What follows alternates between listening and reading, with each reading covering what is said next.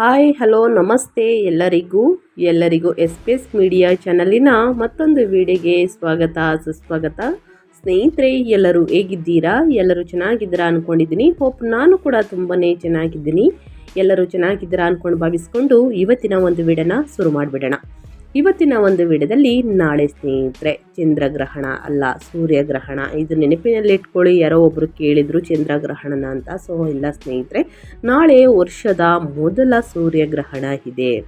2026ರಲ್ಲಿ ವರ್ಷದ ಮೊದಲ ಸೂರ್ಯಗ್ರಹಣ ಫೆಬ್ರವರಿ 17ನೇ ತಾರೀಕು. ಯಾವ ರಾಶಿಯವರಿಗೆ ಶುಭವಾಗಲಿದೆ, ಯಾವ ರಾಶಿಯವರು ಎಚ್ಚರಿಕೆ ಇರಬೇಕು, ಯಾವ ವಿಚಾರದಲ್ಲಿ ಅನ್ನೋದನ್ನ ಒಟ್ಟಾರೆಯಾಗಿ ತಿಳಿಸ್ಕೊಡ್ತಾ ಹೋಗ್ತೀನಿ. ಇದನ್ನೆಲ್ಲ ಕಂಪ್ಲೀಟಾಗಿ ತಿಳ್ಕೋಬೇಕು, ಸಣ್ಣ ಪುಟ್ಟ ಪರಿಹಾರಗಳನ್ನು ಫಾಲೋಅಪ್ ಮಾಡಬೇಕು ಅಂದರೆ ಎಲ್ಲೂ ಕೂಡ ವಿಡಿಯೋನ ಸ್ಕಿಪ್ ಮಾಡಬಾರ್ದು. ಅಂದರೆ ವಿಡಿಯೋನ ಕಟ್ ಮಾಡಿ ಓಡಿಸ್ಕೊಂಡೋಗಿ ನೋಡಿದ್ರೆ ಫುಲ್ ಇನ್ಫಾರ್ಮೇಷನ್ ಅರ್ಥ ಆಗಲ್ಲ. ಸೊ ಹಾಗಾಗಿ ಎಲ್ಲ ವಿಡಿಯೋದಲ್ಲೂ ತಿಳಿಸ್ತಾ ಇರ್ತೀನಿ. ಮೊದಲಿಂದ ಕೊನೆ ತನಕ ವಿಡಿಯೋನ ವಾಚ್ ಮಾಡಿ. ವಿಡಿಯೋದಲ್ಲಿ ಒಳ್ಳೆ ಮಾಹಿತಿ ಸಿಕ್ಕಿದ್ದಲ್ಲಿ ತಪ್ಪದೆ ವಿಡಿಯೋಗೊಂದು ಲೈಕ್ ಕೊಟ್ಟು, ಇನ್ನೂ ನನ್ನ ಚಾನಲ್ನ ಸಬ್ಸ್ಕ್ರೈಬ್ ಮಾಡ್ಕೊಳ್ಳೋದನ್ನೇ ನೋಡ್ತಿದ್ರೆ ಎಸ್ ಪಿ ಎಸ್ ಮೀಡಿಯಾಗೆ ಸಬ್ಸ್ಕ್ರೈಬ್ ಆಗಿ ನಿಮ್ಮ ಅಭಿಪ್ರಾಯಗಳನ್ನು ಕಮೆಂಟ್ ಬಾಕ್ಸಲ್ಲಿ ತಿಳಿಸ್ಬಹುದು. ಯಾರೆಲ್ಲ ಸಬ್ಸ್ಕ್ರೈಬ್ ಮಾಡಿಕೊಂಡು ಪ್ರತಿನಿತ್ಯ ವಿಡಿಯೋ ವಾಚ್ ಮಾಡ್ತಿದ್ದೀರಾ ಸ್ನೇಹಿತರೆ, ಅಂಥವರಿಗೆ ಥ್ಯಾಂಕ್ ಯು ಸೋ ಮಚ್ ಅಂತ ಹೇಳ್ತಾ ವಿಡಿಯೋದ ಕಡೆ ಗಮನ ಕೊಟ್ಬಿಡೋಣ.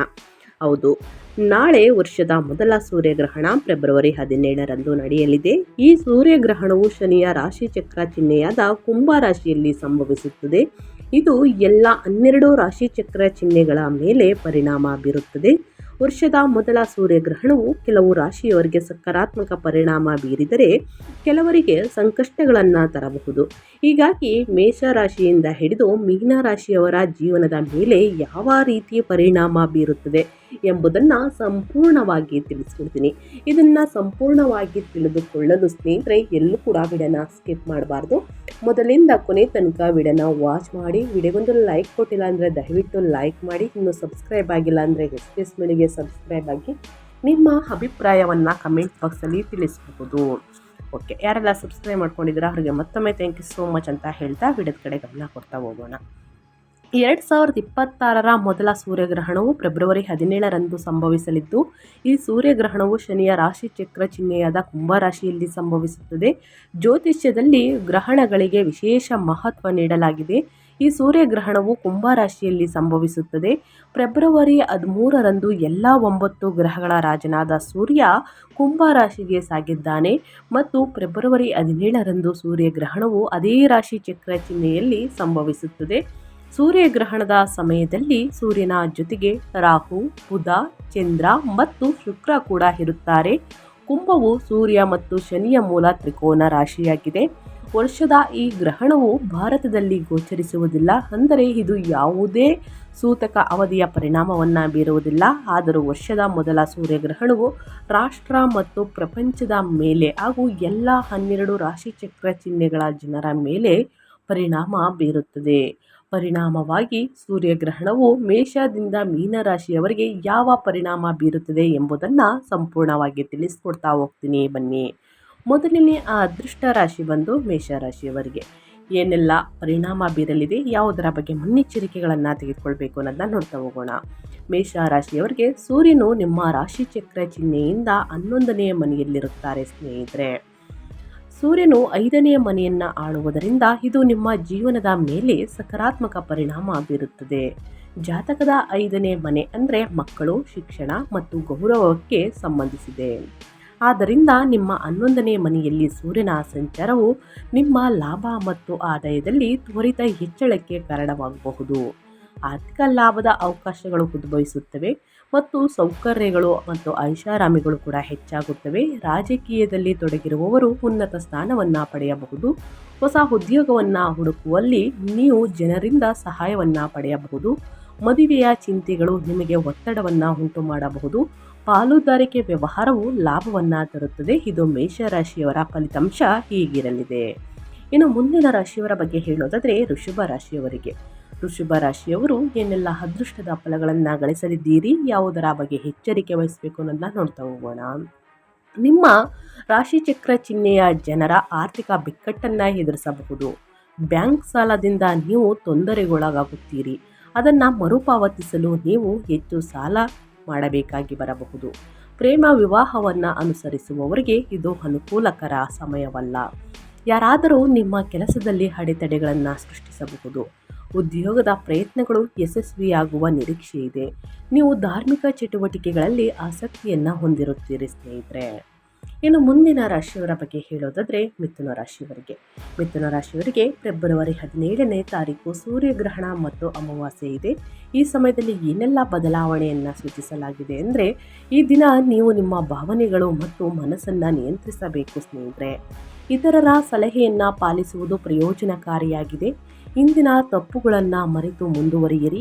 ನೀವು ಸಮಸ್ಯೆಗಳಿಂದ ತೊಂದರೆಗೊಳಗಾಗುತ್ತೀರಿ, ಆದರೆ ಶಾಂತ ಮನಸ್ಸು ಪರಿಹಾರವನ್ನು ಕಂಡುಕೊಳ್ಳಲು ನಿಮಗೆ ಸಹಾಯವನ್ನು ಮಾಡುತ್ತದೆ. ನಿಮ್ಮ ಮನಸ್ಸನ್ನು ಶಾಂತಗೊಳಿಸಲು ಯೋಗ, ಧ್ಯಾನ ಮತ್ತು ಆಧ್ಯಾತ್ಮಿಕ ಅಭ್ಯಾಸಗಳನ್ನು ಅಭ್ಯಾಸ ಮಾಡಿ. ಮಿಥುನ ರಾಶಿ ಚಕ್ರ ಚಿಹ್ನೆಯಲ್ಲಿ ಸೂರ್ಯನು 9ನೇ ಮನೆಯಲ್ಲಿ ಇರುತ್ತಾರೆ. ಅಲ್ಲಿ ರಾಹುವಿನ ಪ್ರಭಾವವು ಗೋಚರಿಸುತ್ತದೆ. ಪರಿಣಾಮವಾಗಿ ಈ ರಾಶಿಯ ಅಡಿಯಲ್ಲಿ ಜನಿಸಿದವರು ಯಾವುದೇ ಕ್ಷೇತ್ರದಲ್ಲಿ ಅದೃಷ್ಟವನ್ನು ಕಾಣುವುದಿಲ್ಲ.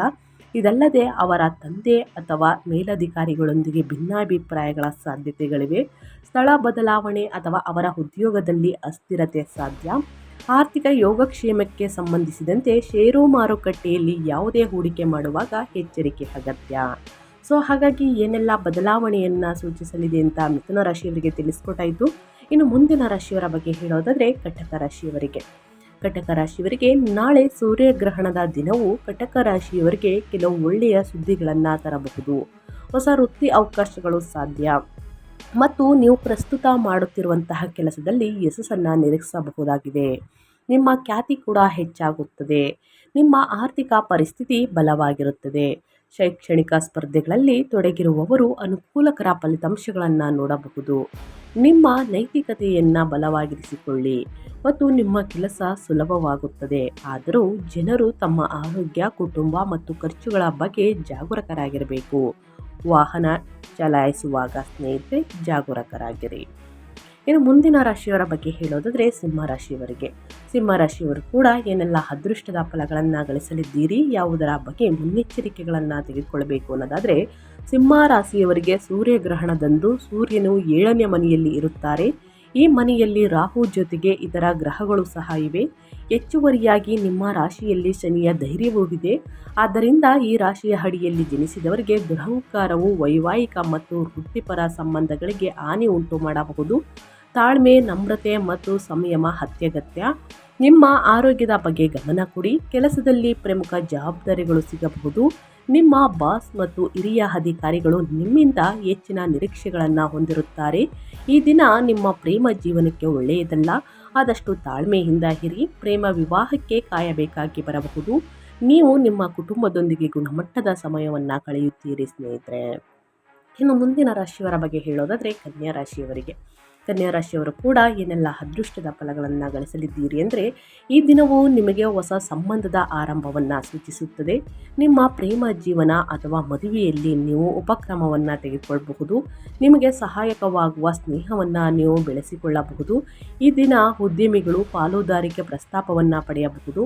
ಆದರೆ ಆತುರದ ನಿರ್ಧಾರಗಳನ್ನು ತೆಗೆದುಕೊಳ್ಳುವುದನ್ನು ತಪ್ಪಿಸಿ ಅಥವಾ ನೀವು ವಿಷಾದಿಸಬಹುದು.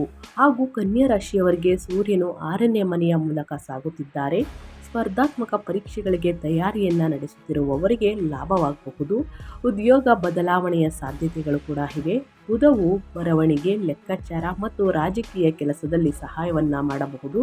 ರಕ್ಷಣೆ, ಔಷಧಿ, ಕಾನೂನು ಮತ್ತು ಸಲಹಾ ಕಾರ್ಯಗಳಲ್ಲಿ ತೊಡಗಿರುವವರಿಗೆ ಲಾಭವಾಗಬಹುದು ಸ್ನೇಹಿತರೆ. ಹಾಗಾಗಿ ಸಾಕಷ್ಟು ಬದಲಾವಣೆಯನ್ನು ನೋಡಲಿದ್ದೀರಿ ಅಂತಲೇ ಹೇಳಬಹುದು. ಇದು ಮುಂದಿನ ರಾಶಿಯವರ ಬಗ್ಗೆ ಹೇಳೋದಾದರೆ ತುಲಾ ರಾಶಿಯವರಿಗೆ. ತುಲಾ ರಾಶಿಯವರು ವೃತ್ತಿ ಬದಲಾವಣೆ ಅಥವಾ ಸ್ಥಳಾಂತರವನ್ನು ಅನುಭವಿಸುವ ಸಾಧ್ಯತೆ ಇದೆ. ನೀವು ಹೊಸ ಮನೆಯನ್ನು ಖರೀದಿಸಬಹುದು. ನಿಮ್ಮ ಪ್ರಭಾವ ಹೆಚ್ಚಾಗುತ್ತದೆ. ಈ ಸಮಯದಲ್ಲಿ ನೀವು ಹೊಸ ಉದ್ಯೋಗ ಅಥವಾ ವ್ಯವಹಾರವನ್ನು ಪ್ರಾರಂಭಿಸುವುದನ್ನು ಪರಿಗಣಿಸಬಹುದು. ನಿಮ್ಮ ತಂದೆಯಿಂದ ನೀವು ಪ್ರಮುಖ ಸಲಹೆಯನ್ನು ಪಡೆಯಬಹುದು. ಸ್ವತಂತ್ರ ನಿರ್ಧಾರಗಳನ್ನು ತೆಗೆದುಕೊಳ್ಳಿ. ಇತರರು ನಿಮ್ಮ ಮೇಲೆ ಪ್ರಭಾವವನ್ನು ಬೀರಲು ಬಿಡಬೇಡಿ. ಸಂಬಂಧಗಳು ಹದಗೆಟ್ಟಿದ್ದರೆ ಸ್ನೇಹಿತರೆ ಅವುಗಳನ್ನು ಸುಧಾರಿಸಲು ಪ್ರಯತ್ನಿಸಿ. ಇದು ಭವಿಷ್ಯದಲ್ಲಿ ನಿಮಗೆ ಪ್ರಯೋಜನಕಾರಿಯಾಗಬಹುದು. ಹಾಗಾಗಿ ಸಾಕಷ್ಟು ಬದಲಾವಣೆಯನ್ನು ನೀವು ಕೂಡ ನೋಡಲಿದ್ದೀರಿ ಅಂತ ಹೇಳ್ತಾ, ಯಾವುದರ ಬಗ್ಗೆ ಎಚ್ಚರಿಕೆ ವಹಿಸಬೇಕು, ಏನೆಲ್ಲ ಅದೃಷ್ಟದ ಫಲಗಳನ್ನು ಗಳಿಸಲಿದ್ದೀರಿ ಅನ್ನೋದನ್ನ ತಿಳಿಸ್ಕೊಟ್ಟಿದ್ದೀನಿ. ಇನ್ನು ಮುಂದಿನ ರಾಶಿಯವರ ಬಗ್ಗೆ ಹೇಳೋದಾದರೆ ವೃಶ್ಚಿಕ ರಾಶಿಯವರಿಗೆ. ವೃಶ್ಚಿಕ ರಾಶಿಯವರು ಫೆಬ್ರವರಿ 17ರಿಂದ ಏನೆಲ್ಲ ಬದಲಾವಣೆಯನ್ನ ನೋಡಲಿದ್ದೀರಿ ಅಂದರೆ, ಈ ರಾಶಿಯ ಸಂಚಾರದ ಜಾತಕದ 4ನೇ ಮನೆಯಲ್ಲಿ ಸೂರ್ಯನು ಇರುತ್ತಾರೆ. ಪರಿಣಾಮವಾಗಿ ಈ ರಾಶಿಯ ಅಡಿಯಲ್ಲಿ ಜನಿಸಿದವರು ಕುಟುಂಬದ ವಿಷಯಗಳಲ್ಲಿ ಕೆಲವು ಅಸ್ಥಿರತೆ ಅಥವಾ ಉದ್ವೇಗತೆಯನ್ನ ಎದುರಿಸಬೇಕಾಗಿ ಬರಬಹುದು. ಭೂಮಿ, ಕಟ್ಟಡಗಳು ಅಥವಾ ವಾಹನಗಳಿಗೆ ಸಂಬಂಧಿಸಿದ ನಿರ್ಧಾರಗಳನ್ನು ಎಚ್ಚರಿಕೆಯಿಂದ ತೆಗೆದುಕೊಳ್ಳಿ. ಉದ್ಯೋಗದಲ್ಲಿ ಇರುವವರಿಗೆ ಹಠಾತ್ ಸ್ಥಳ ಬದಲಾವಣೆ ಅಥವಾ ವರ್ಗಾವಣೆಯೂ ಕೂಡ ಸಾಧ್ಯ. ಗುರುವಿನ ಶುಭ ದೃಷ್ಟಿ ಸ್ವಲ್ಪ ಪರಿಹಾರವನ್ನು ನೀಡಬಹುದು. ಹಳೆ ತಪ್ಪುಗಳನ್ನು ಪುನರಾವರ್ತಿಸಿದ್ದರೆ ನೀವು ನಷ್ಟವನ್ನು ಅನುಭವಿಸಬಹುದು ಖಚಿತ. ತಪ್ಪು ನಿರ್ಧಾರಗಳು ಮತ್ತು ಕಾರ್ಯಗಳು ಆರ್ಥಿಕ ತೊಂದರೆಗಳಿಗೆ ಕಾರಣವಾಗಬಹುದು. ಇದು ಕುಟುಂಬದ ವಾತಾವರಣ ಮತ್ತು ಉದ್ವೇಗತೆಗೆ ಕಾರಣವಾಗಬಹುದು. ನಿಮ್ಮ ಜೀವನ ಸಂಗಾತಿಯೊಂದಿಗೆ ಸಂಭಾವ್ಯ ಸಂಘರ್ಷ ಉಂಟಾಗಬಹುದು. ಯಾರೊಬ್ಬರ ಸಲಹೆಯ ಆಧಾರದ ಮೇಲೆ ಹೂಡಿಕೆ ಮಾಡಬೇಡಿ, ಅದು ನಷ್ಟ ತರುವಂತಹ ಉದ್ಯಮವಾಗಿರಬಹುದು. ಈ ಸಮಯದಲ್ಲಿ ನೀವು ಉದ್ಯೋಗಗಳನ್ನು ಬದಲಾಯಿಸುವುದನ್ನು ಪರಿಗಣಿಸಬಹುದು ಸ್ನೇಹಿತರೆ. ಹಾಗಾಗಿ ಸಾಕಷ್ಟು ಬದಲಾವಣೆಯನ್ನು ನೋಡಲಿದ್ದೀರಿ ಅಂತಲೇ ಹೇಳ್ಬೋದು. ಇನ್ನು ಮುಂದಿನ ರಾಶಿಯವರ ಬಗ್ಗೆ ಹೇಳೋದಾದರೆ ಧನುರಾಶಿಯವರಿಗೆ ಸೂರ್ಯನು ಈ ರಾಶಿ ಚಕ್ರ ಚಿಹ್ನೆಯ ಸಂಚಾರ ಜಾತಕದ 3ನೇ ಮನೆಯಲ್ಲಿ ಇರಿಸಲ್ಪಟ್ಟಿದ್ದಾನೆ. ಹೀಗಾಗಿ ಧೈರ್ಯ ಮತ್ತು ಶೌರ್ಯ ವೇಗವಾಗಿ ಹೆಚ್ಚಾಗಬಹುದು. ಆದರೆ ಸ್ನೇಹಿತರು, ಸಹೋದ್ಯೋಗಿಗಳು ಅಥವಾ ಒಡ ಹುಟ್ಟಿದವರೊಂದಿಗೆ ಭಿನ್ನಾಭಿಪ್ರಾಯಗಳ ಸಾಧ್ಯತೆ ಇದೆ. ಶನಿಯ ಧೈರ್ಯದ ಪ್ರಭಾವದಿಂದಾಗಿ ತಾಳ್ಮೆಯನ್ನು ಕಾಪಾಡಿಕೊಳ್ಳುವುದು ಅತ್ಯಗತ್ಯ. ಸರ್ಕಾರಿ ಸೇವೆಯಲ್ಲಿ ಇರುವವರು ತಮ್ಮ ಮಾತು ಮತ್ತು ದಾಖಲೆಗಳೊಂದಿಗೆ ವಿಶೇಷ ಎಚ್ಚರಿಕೆ ವಹಿಸಬೇಕು. ಇದೀಗ ಹೊಸ ಕೆಲಸ ಪ್ರಾರಂಭಿಸುವುದನ್ನು ಮುಂದೂಡುವುದು ಉತ್ತಮ. ಹೊಸ ಉದ್ಯೋಗ ಅಥವಾ ವ್ಯವಹಾರವನ್ನು ಪರಿಗಣಿಸುತ್ತಿದ್ದರೆ ಮೊದಲು ಅದಕ್ಕೆ ಸಂಬಂಧಿಸಿದ ಎಲ್ಲ ಮಾಹಿತಿಯನ್ನು ಸಂಗ್ರಹಿಸಿ. ಇಲ್ಲದಿದ್ದರೆ ಸ್ನೇಹಿತರೆ, ನೀವು ಸಮಸ್ಯೆಗಳನ್ನು ಎದುರಿಸಬೇಕಾಗಿ ಬರಬಹುದು ಮತ್ತು ತೊಂದರೆಗೆ ನೀವೇ ಸಿಲುಕಬಹುದು. ನಿಮ್ಮ ಅಹಂಕಾರವನ್ನು ಬಿಟ್ಟು ವಿನಮ್ರರಾಗುವುದರಿಂದ ಸ್ನೇಹಿತರೆ ಅನೇಕ ಸಮಸ್ಯೆಗಳು ನಿವಾರಣೆಯಾಗುತ್ತವೆ. ದುರಹಂಕಾರವು ಜನರನ್ನು ದೂರವಿಡುತ್ತದೆ. ಈ ದಿನ ಆರ್ಥಿಕ ನಷ್ಟದ ಅಪಾಯವಿದೆ ಮತ್ತು ನಿಮ್ಮ ಖ್ಯಾತಿ ಕುಸಿಯಬಹುದು. ಅನಗತ್ಯ ವಿವಾದಗಳನ್ನು ತಪ್ಪಿಸಿ ಒಳಿತಾಗಲಿದೆ. ಇನ್ನು ಮುಂದಿನ ರಾಶಿಯವರ ಬಗ್ಗೆ ಹೇಳೋದಾದರೆ ಮಕರ ರಾಶಿಯವರು ಕೂಡ ಏನೆಲ್ಲ ಅದೃಷ್ಟದ ಫಲಗಳನ್ನು ಗಳಿಸಲಿದ್ದೀರಿ, ಯಾವುದರ ಬಗ್ಗೆ ಎಚ್ಚರಿಕೆ ವಹಿಸಬೇಕು ಅಂದರೆ, ಇದು ನಿಮಗೆ ಕಠಿಣ ಮತ್ತು ಸವಾಲಿನ ಸಮಯ. ಆದ್ದರಿಂದ ನಿಮ್ಮ ಕಷ್ಟಗಳನ್ನು ನಿವಾರಿಸುವ ಬದಲು ಅವುಗಳನ್ನು ಹೆಚ್ಚಿಸುವ ಯಾವೇ ಕೆಲಸಗಳನ್ನು ಮಾಡುವುದನ್ನು ತಪ್ಪಿಸಿ. ಈ ದಿನ ಜಾಗರೂಕರಾಗಿರಿ, ಏಕೆಂದರೆ ಯಾರಾದರೂ ನಿಮ್ಮನ್ನು ಮೋಸಗೊಳಿಸಬಹುದು ಅಥವಾ ನಿಮ್ಮನ್ನು ಪಿತೂರಿಯ ಬಲಿಪಶುವನ್ನಾಗಿ ಮಾಡಬಹುದು.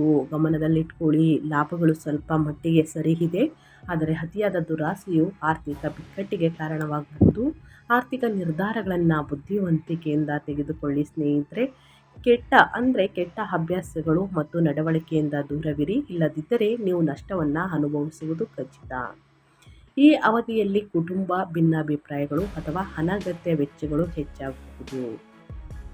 ಈ ಸಮಯದಲ್ಲಿ ಪ್ರಮುಖ ಹೂಡಿಕೆಗಳು ಅಥವಾ ಆಸ್ತಿಗೆ ಸಂಬಂಧಿಸಿದ ನಿರ್ಧಾರಗಳನ್ನು ತೆಗೆದುಕೊಳ್ಳುವುದನ್ನು ಆದಷ್ಟು ತಪ್ಪಿಸುವುದು ಉತ್ತಮವಾಗಿರುತ್ತದೆ. ಮಕರ ರಾಶಿಯವರು. ಇನ್ನು ಮುಂದಿನ ರಾಶಿಯವರ ಬಗ್ಗೆ ಹೇಳೋದಾದರೆ ಕುಂಭರಾಶಿಯವರಿಗೆ ನಾಳೆ ಫೆಬ್ರವರಿ 17ನೇ ತಾರೀಕು ಭಯಂಕರ ವರ್ಷದ ಮೊದಲ ಸೂರ್ಯಗ್ರಹಣ. ಸೂರ್ಯನು ಕುಂಭರಾಶಿ ಚಕ್ರ ಚಿಹ್ನೆಯ ಲಗ್ನ ಮನೆಯಲ್ಲಿ ಇರಿಸಲ್ಪಟ್ಟಿದ್ದಾರೆ. ಪರಿಣಾಮವಾಗಿ ಕುಂಭರಾಶಿಯಲ್ಲಿ ಜನಿಸಿದವರು ಧೈರ್ಯ ಮತ್ತು ಆತ್ಮವಿಶ್ವಾಸದಲ್ಲಿ ಸ್ವಲ್ಪ ಇಳಿಕೆಯನ್ನು ಅನುಭವಿಸಬಹುದು. ವಿದ್ಯಾರ್ಥಿಗಳು ಪರೀಕ್ಷೆಗಳು ಅಥವಾ ಸ್ಪರ್ಧೆಗಳ ಸಮಯದಲ್ಲಿ ಹೆಚ್ಚುವರಿ ಎಚ್ಚರಿಕೆ ವಹಿಸಬೇಕಾಗುತ್ತದೆ. ಕೆಲಸದ ಸ್ಥಳದಲ್ಲಿ ಮತ್ತು ವೈವಾಹಿಕ ಜೀವನದಲ್ಲಿ ನಿಮ್ಮ ದುರಹಂಕಾರವನ್ನು ತಪ್ಪಿಸುವುದು ಬಹಳ ಮುಖ್ಯ. ನೀವು ಇತರರ ನಕಾರಾತ್ಮಕತೆಯಿಂದ ದೂರವಿರಬೇಕು, ಏಕೆಂದರೆ ಇದು ನಿಮ್ಮ ಕೆಲಸದ ಮೇಲೆ ಪರಿಣಾಮ ಬೀರುತ್ತದೆ. ನಿಮ್ಮ ಪ್ರೇಮ ಜೀವನವು ನಿಮ್ಮ ಪ್ರಗತಿಗೆ ಒಂದು ಅಂಶವಾಗಬಹುದು ಸ್ನೇಹಿತರೆ. ಆದರೆ ಅಜಾಗರೂಕರಾಗಿರುವುದನ್ನು ತಪ್ಪಿಸಿ, ಏಕೆಂದರೆ ಇದು ನಷ್ಟಗಳಿಗೆ ಕಾರಣವಾಗಬಹುದು. ಈ ಸಮಯದಲ್ಲಿ ಯಾವುದೇ ಅಪಾಯಗಳನ್ನು ತೆಗೆದುಕೊಳ್ಳುವುದನ್ನು ತಪ್ಪಿಸಿ, ಏಕೆಂದರೆ ನೀವು ತೊಂದರೆಗೆ ಸಿಲುಕಬಹುದು. ಯಾವುದೇ ಕೆಲಸ ಅಥವಾ ವಿಷಯಗಳು ನಿರ್ಲಕ್ಷಿಸಬೇಡಿ ಸ್ನೇಹಿತರೆ. ಇನ್ನು ಮುಂದಿನ ರಾಶಿಯವರ ಬಗ್ಗೆ ಹೇಳೋದಾದರೆ ಮೀನರಾಶಿಯವರಿಗೆ ಫೆಬ್ರವರಿ 17ನೇ ತಾರೀಕು ಸೂರ್ಯಗ್ರಹಣ ದಿನದಂದು ಮೀನರಾಶಿಯವರು ತಮ್ಮ ವೃತ್ತಿ ಜೀವನದ ಬಗ್ಗೆ ಜಾಗರೂಕರಾಗಿರಬೇಕು. ಈ ಸೂರ್ಯಗ್ರಹಣವು ಮೀನರಾಶಿಯವರಿಗೆ ಮಿಶ್ರ ಫಲಿತಾಂಶಗಳನ್ನು ತರುತ್ತದೆ. ಈ ದಿನ ಕೆಲಸದಲ್ಲಿ ವೈಫಲ್ಯ ಸಂಭವಿಸಬಹುದು, ನಿಮ್ಮ ನೈತಿಕತೆಯನ್ನು ದುರ್ಬಲಗೊಳಿಸಬಹುದು. ಆದರೆ ನೀವು ನಿಮ್ಮ ಭಾವನೆಗಳನ್ನು ಆಪ್ತ ಸ್ನೇಹಿತರೊಂದಿಗೆ ಹಂಚಿಕೊಳ್ಳಬಹುದು, ಅದು ನಿಮ್ಮ ಮನಸ್ಸಿಗೆ ಶಾಂತಿ ತರುತ್ತದೆ. ಈ ದಿನದ ಒಳ್ಳೆಯ ಸುದ್ದಿ ಏನೆಂದರೆ, ನೀವು ಬಯಸಿದ ಸ್ಥಳದಲ್ಲಿ ನಿಮಗೆ ಹುದ್ದೆ ಸಿಗಬಹುದು. ಇದು ಭಯ ಮತ್ತು ಒತ್ತಡವನ್ನು ನಿವಾರಿಸುತ್ತದೆ. ಒಂಟಿಯಾಗಿರುವವರು ತಮ್ಮ ಪ್ರೇಮ ಜೀವನವನ್ನು ಪ್ರಾರಂಭಿಸಬಹುದು. ಈ ದಿನದಂದು ಪ್ರಯಾಣವು ಸಾಧ್ಯ. ಸೂರ್ಯನು 12ನೇ ಮನೆಯಲ್ಲಿ ಮತ್ತು ಶನಿಯು ಲಗ್ನದ ಮನೆಯಲ್ಲಿ ಇರಿಸಲ್ಪಟ್ಟಿದ್ದಾರೆ. ಆದ್ದರಿಂದ ಈ ರಾಶಿ ಚಕ್ರ ಚಿಹ್ನೆಯಲ್ಲಿ ಜನಿಸಿದವರು ಯಾವುದೇ ನಿರ್ಧಾರಗಳನ್ನು ತೆಗೆದುಕೊಳ್ಳಲು ಮೊದಲು ಬಹಳ ಜಾಗರೂಕರಾಗಿರಬೇಕು ಸ್ನೇಹಿತರೆ. ಸೊ ಹಾಗಾಗಿ ಯಾವ ರಾಶಿಯವರು ಎಚ್ಚರಿಕೆ ಇರಬೇಕು, ಯಾವುದರಲ್ಲಿ ಅದೃಷ್ಟವನ್ನು ಗಳಿಸಲಿದ್ದೀರಿ ಅಂತ ಒಟ್ಟಾರೆಯಾಗಿ ತಿಳಿಸ್ಕೊಟ್ಟಿದ್ದೀರಿ. ಇನ್ನು ಗ್ರಹಣದ ಸಮಯದಲ್ಲಿ ಸ್ನೇಹಿತರೆ, ನೀವು ಮಾಡುವಂತಹ ಊಟದ ಪದಾರ್ಥಗಳಿಗೆ ಮತ್ತು ಸ್ನೇಹಿತರೆ ಕಾಳು ಕಡ್ಡಿಗಳಿಗೆ ಸ್ನೇಹಿತರೆ, ಗೋಧಿ ಹಿಟ್ಟು, ರಾಗಿ ಹಿಟ್ಟು ಏನೆಲ್ಲ ಬಳಸ್ತೀರಾ ಅಡುಗೆಗೆ ಸ್ನೇಹಿತರೆ, ಅಲ್ಲಿಗೆಲ್ಲ ಸ್ನೇಹಿತರೆ ತುಳಸಿ ಎಲೆಗಳನ್ನು ಹಾಕುವುದು ಉತ್ತಮ. ಇದರ ಜೊತೆಗೆ ವಿಗ್ರಹಗಳನ್ನು ಮುಟ್ಟುವುದಕ್ಕೆ ಹೋಗಬೇಡಿ, ಪೂಜೆಯನ್ನು ಮಾಡಬೇಡಿ, ದೇವರ ಕೊನೆಯನ್ನು ಮುಚ್ಚಬೇಕಾಗುತ್ತದೆ ಸ್ನೇಹಿತರೆ. ಸೂತಕ ಕಳೆದ ನಂತರ ಅಂದರೆ ಗ್ರಹಣ ಮುಗಿದ ನಂತರ ಸ್ನೇಹಿತರೆ, ನೀವು ಮಾಡುವಂತಹ ನೀರಿನ ಟಬ್ಬಿಗೆ ಅರಿಶಿಣವನ್ನು ಹಾಕಿ ಒಂದು ಉಪ್ಪನ್ನು ಹಾಕಿ ಸ್ನಾನ ಮುಗಿಸಿ ಮನೆಗೆಲ್ಲ ಆ ನೀರನ್ನು ಸ್ನೇಹಿತರೆ, ಹಳದಿ ನೀರು ಅಂದರೆ ಅರಿಶಿಣ ಮತ್ತು ಉಪ್ಪನ್ನು ಮಿಶ್ರಣ ಮಾಡಿದ ನೀರನ್ನು ಸ್ನೇಹಿತರೆ ಮನೆ ಮೂಲೆ ಮೂಲೆಗೂ ಸಿಂಪಡಿಸಿ ಮನೆಯನ್ನು ಒರೆಸಿ ಸ್ನೇಹಿತರೆ. ಇದರಿಂದ ನಕಾರಾತ್ಮಕ ಶಕ್ತಿಯನ್ನು ಹೊರಹಾಕಲಾಗುತ್ತದೆ. ಪಾಸಿಟಿವ್ ವೈಬ್ಸ್ನ ನೋಡಲಿದ್ದೀರಿ ಅಂತಲೇ ಹೇಳ್ಬೋದು. ಸಕಾರಾತ್ಮಕ ಹೆಚ್ಚಾಗಲಿದೆ. ಸೊ ಹಾಗಾಗಿ ಸ್ನೇಹಿತರೆ ತಪ್ಪದೆ ಈ ಒಂದು ಪರಿಹಾರವನ್ನು ಮಾಡಿ. ನೀವು ಕುಡಿಯುವಂತಹ ನೀರಿಗೂ ಕೂಡ ಸ್ನೇಹಿತರೆ, ನೀವು ನೀರನ್ನ ಏನು ಸ್ಟೋರ್ ಮಾಡ್ಕೊಂಡು ಇಟ್ಕೊಂಡಿರ್ತೀರ ಅಲ್ಲಿಗೂ ಕೂಡ ತುಳಸಿ ಎಲೆಯನ್ನು ಹಾಕಿ ಅಥವಾ ಗರಿಕೆಯನ್ನು ಹಾಕುವುದು ಸೂಕ್ತ. ತಪ್ಪದೆ ಈ ಒಂದು ಪರಿಹಾರ ರೀತಿಯಲ್ಲಿ ಈ ಕೆಲಸವನ್ನು ಮಾಡಿ ಅಂತ ಹೇಳ್ತಾ ನನ್ನ ವಿಡಿಯೋನ ಹೆಂಡ್ ಮಾಡ್ತಾ ಇದ್ದೀನಿ. ಯಾರಿಗೂ ತೊಂದರೆಯನ್ನು ನೀಡುವುದಿಲ್ಲ ಈ ಗ್ರಹಣ, ಇದು ಗಮನದಲ್ಲಿಟ್ಕೊಳ್ಳಿ. ಭಯಪಡುವಂತಹ ಅವಶ್ಯಕತೆ ಇಲ್ಲ ಅಂತ ಹೇಳ್ತಾ ನಾನು ವಿಡಿಯೋನ ಹೆಂಡ್ ಮಾಡ್ತಾಯಿದ್ದೀನಿ ಸ್ನೇಹಿತರೆ. ಇವತ್ತಿನ ಒಂದು ವಿಡಿಯೋದಲ್ಲಿ ಸಂಪೂರ್ಣ ಮಾಹಿತಿ ಸಿಕ್ಕಿದ್ದಲ್ಲಿ, ಈ ವಿಡಿಯೋ ಯೂಸ್ಫುಲ್ ಆಗ್ತಿದ್ದಲ್ಲಿ ದಯವಿಟ್ಟು ವಿಡಿಯೋಗೆ ಲೈಕ್ ಮಾಡ್ತಾನೆ ನೋಡ್ತಿದ್ರೆ ಲೈಕ್ ಮಾಡಿ. ಇನ್ನು ನನ್ನ ಚಾನಲ್ನ ಸಬ್ಸ್ಕ್ರೈಬ್ ಮಾಡ್ಕೊಳ್ದೇ ನೋಡ್ತಿದ್ರೆ SPS ಮೀಡಿಯಾಗೆ ಸಬ್ಸ್ಕ್ರೈಬ್ ಆಗಿ ನಿಮ್ಮ ಅಭಿಪ್ರಾಯಗಳನ್ನು ಕಮೆಂಟ್ ಬಾಕ್ಸಲ್ಲಿ ತಿಳಿಸಬಹುದು. ಏನೇ ಡೌಟ್ಸ್ ಇದ್ದರೂ ಕೂಡ ಕಮೆಂಟ್ ಮಾಡಿ ಅಂತ ಹೇಳ್ತಾ, ನಿಮಗೂ ಮತ್ತು ನಿಮ್ಮ ಕುಟುಂಬಕ್ಕೆ ತುಂಬಾ ಒಳ್ಳೆಯದಾಗಲಿ. ಸೂರ್ಯ ದೇವರ ಆಶೀರ್ವಾದ, ಶನಿ ದೇವರ ಆಶೀರ್ವಾದ ಇರಲಿ ಅಂತ ಹೇಳ್ತಾ ಮತ್ತೊಂದು ವಿಡಿಯೋ ಜೊತೆ ಮತ್ತೊಂದು ಹೊಸ ಭವಿಷ್ಯದಲ್ಲಿ ಹೊಸ ಅಪ್ಡೇಟಲ್ಲಿ ಸಿಗ್ತೀನಿ. Thank you for watching.